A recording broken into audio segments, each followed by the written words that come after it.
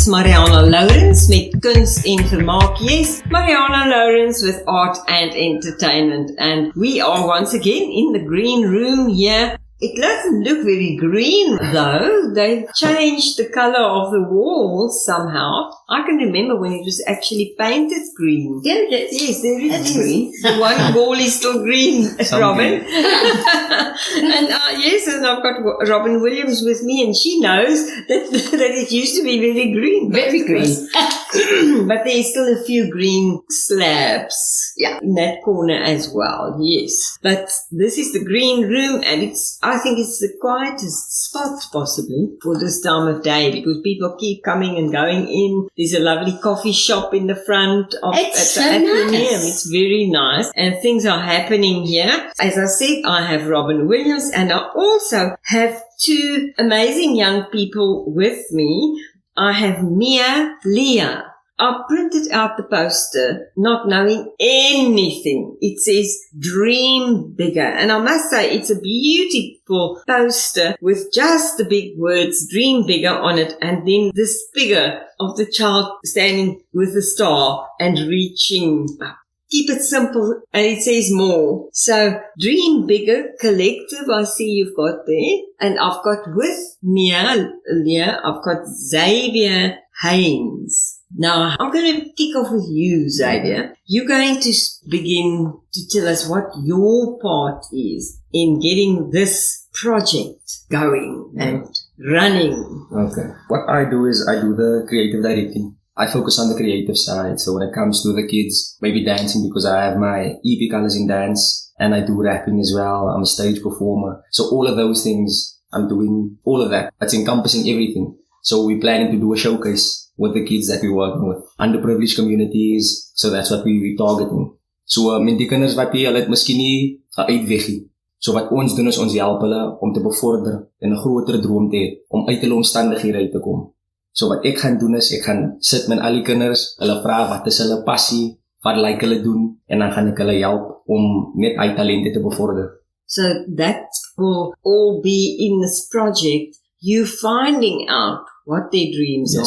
And of course, they will tell you being kids. How old are they? We're working with kids from the age of 7. No, 4. There's 1 4-year-old. 1 4-year-old. 4 up to like 14. Yeah, for now, yeah. But we do plan on getting like high school kids as well. Okay, look at Auntie Robin. When you said the 4-year-old. Okay, you're brave. No, it's a lot. It's a handful. It's a handful, but there's so many talented little ones. And if we can just nurture them in such a way that they don't become divas, hey? Then it's always so good because there's so many in the community who just cannot. Because what I understood from your Uncle Marlon is that because so many of them don't have money to pay fees to go to drama school. So this is what this Dream Bigger project of yours is actually going to zone in on those kids. Yes, definitely. This is the first steps we're taking. So we have big dreams as Dream Bigger for our project, but we're starting small. We're starting with getting to know kids, working with a small group, then doing schools. So we're taking it step by step, but our goals are big as well. We just want to make an impact, and for those kids who don't get to see art workshops, we are hosting art workshops in our community. So we're trying to make a difference. And you started when? We started this year. But I'm an artist as well, so I rap, I sing, I make music, I release music, I perform, and that's where my passion for art comes from. So you can possibly have an event and perform and raise funds for the project. Definitely. Stuff like that. Those are all in the plans. Yeah, those are all in the plans. Okay. And of course you have friends who can perform as well. Yes. I know.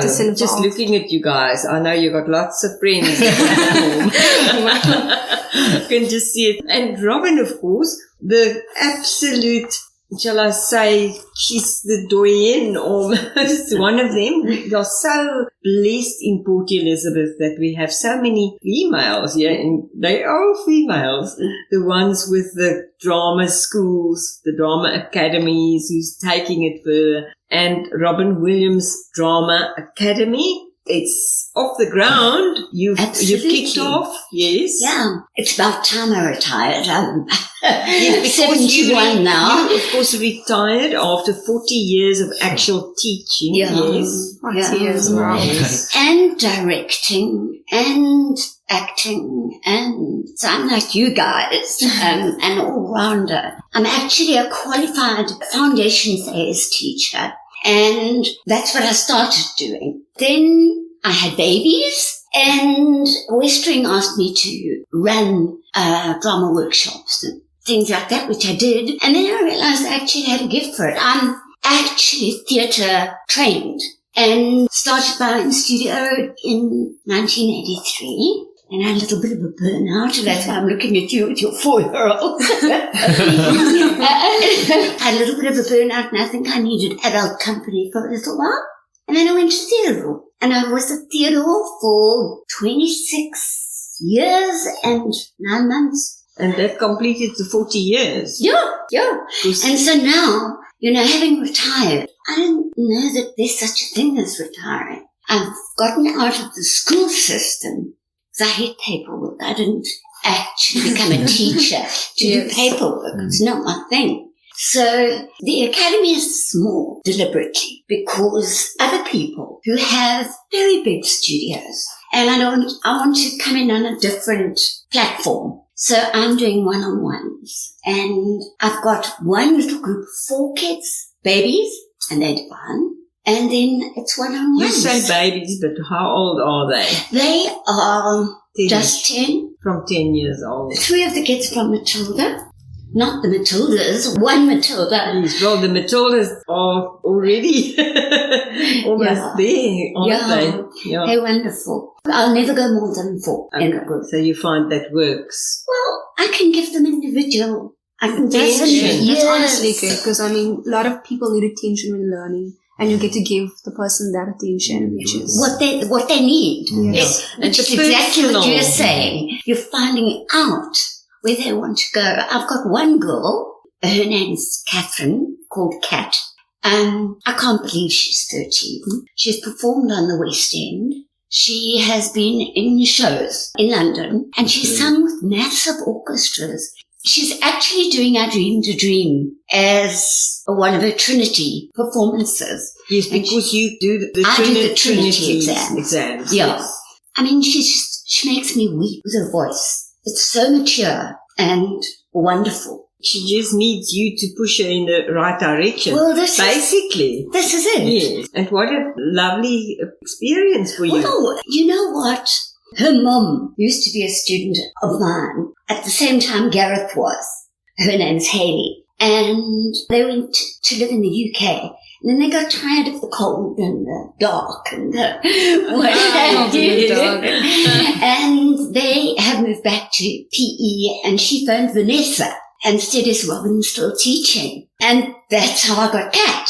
And she's awesome. Yeah, and of course our Vanessa Grebe, that's who she phoned. Yes. And Vanessa was also in Matilda. Yeah. So it's actually so awesome when people can connect like that after many years. I know. And then find out, Robin's not teaching full time anymore now. She's going to be able to teach. Really to help take me. my child Yeah, on. my child. Oh. Yeah, my child. Yeah. Do you know that 3 of the girls in Boeing are present students and ex-students of mine? Of course, Boeing. Watch this space. It's coming. It's going to be a nice big production here at this. Well, there are only 6 people in the show. Yes. And Leslie Barnard directing. Yes. But it's just amazing that half the cast. Yes, of your proteges. Yeah. That is so wonderful.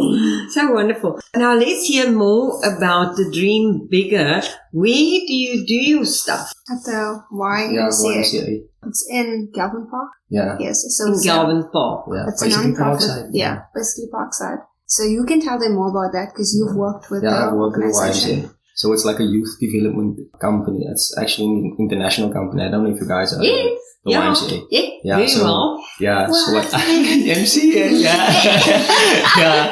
Yeah. So I've actually worked with him in, I think, 2015, where I also taught students dance And then I think we went to Cape Town with him. We had a young show, just a little show there. Also for underprivileged kids. Oh, wonderful. Yeah. So what we're doing is now we're having our workshops over there. And some of the kids actually go there. I think they're involved with some programs there as well. They actually go there and then we met them there. And now they also form part of our project. So we're working with those kids as well. So on Wednesdays, we work with them. Like tomorrow, we're going to be with them again. Yeah. Mm-hmm. And that 4-year-old is actually part of it.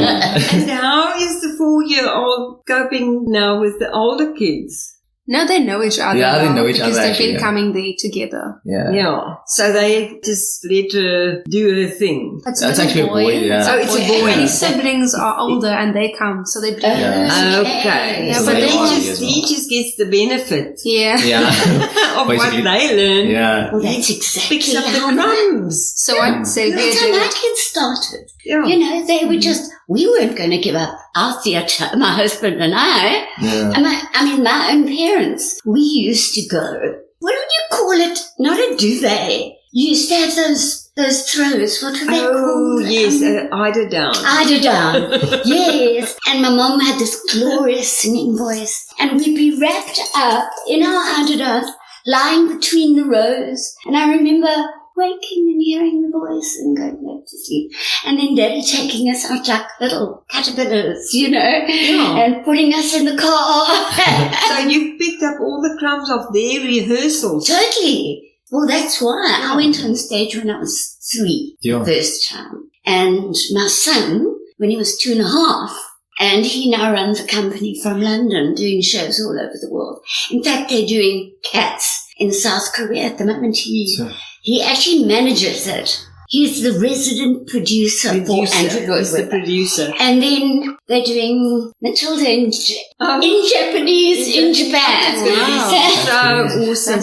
And you know, this man who gets the lighting award and he's the producer of these big shows and that, he can sing. That was my first experience of him when he was a little boy. Yeah. And he sang, Jesus loves me, this I know. But boy, he sang it like no other. I don't know how old he was. He was crazy about Whitney Houston's voice. 8 years old or something like that. Huge voice. Sang. But that's why like working with kids from young is so important. Like they get to develop themselves, and that's an advantage to when you're older and only realize what your passion is. Yes. So you might just realize now he loves dancing, and we're there to help him mold him into that and give him the platform and opportunity. I think it's wonderful. Exactly. Now I want to know, first of all, before we go to how they can get hold of you, I'm going to ask you, Xavier, how did it begin for you? Because you didn't just wake up one morning and say, I'm going to start a Dream Bigger collective project. For me, it basically started in school because I've always wanted to be a performer. I've always wanted to make my own music, but I never had the opportunity or the resources to do that. So I always thought, like, what can I do for kids that's in my position? And what can I do? Yeah, what can I do to help them as well? When I met Mia, she had the name Dream Big is actually our idea. So she came to me with the idea and she was like, and I was like, you know what, this is so crazy because I'm also, and I've worked with the YMCA like before we started this project. So to me, it was always a thing of, I want to give back to the community. I want kids in my position to know that it's okay to dream. And even if it's a big dream, you go for it. Yeah. There's no such thing as a dream that's too big. To me, it's just like always been like that.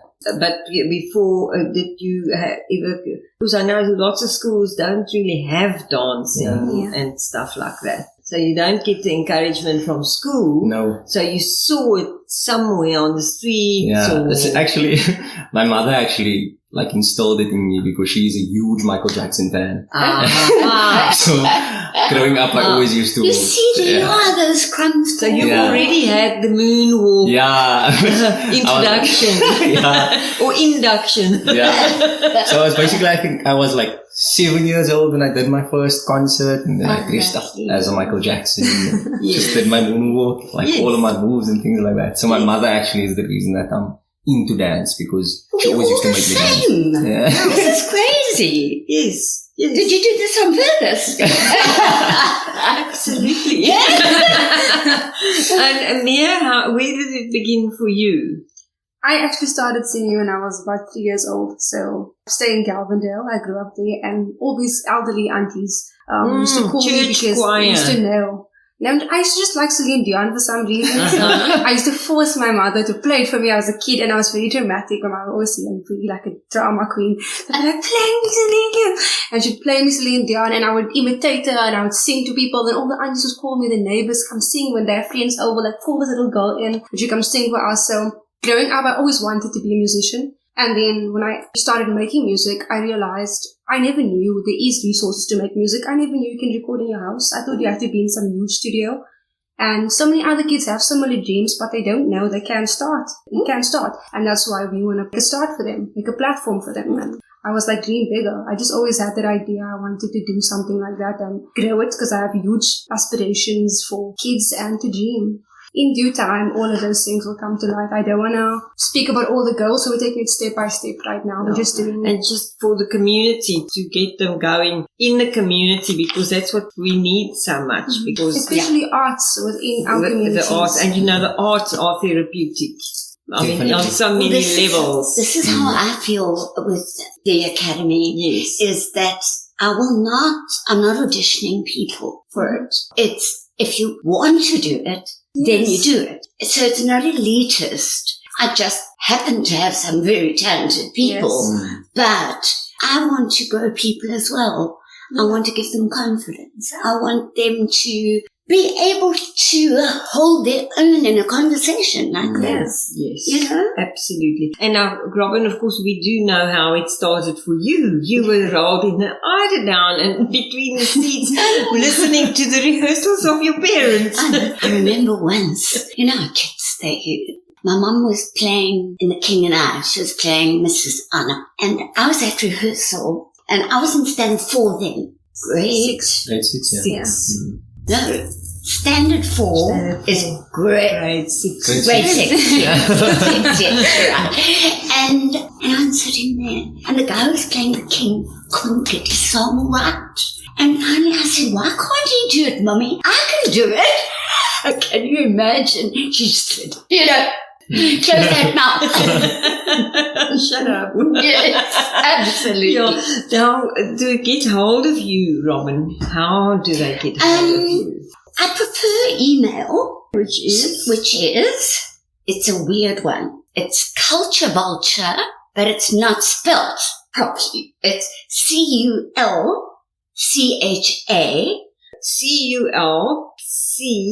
VULCHA. Culturevulture1@gmail. And is it Vulture? GULCHA. Because, when you're teaching, you can't take And is it what? At gmail.com. Culturevulture1. So it's CULCHA. VULCHA1.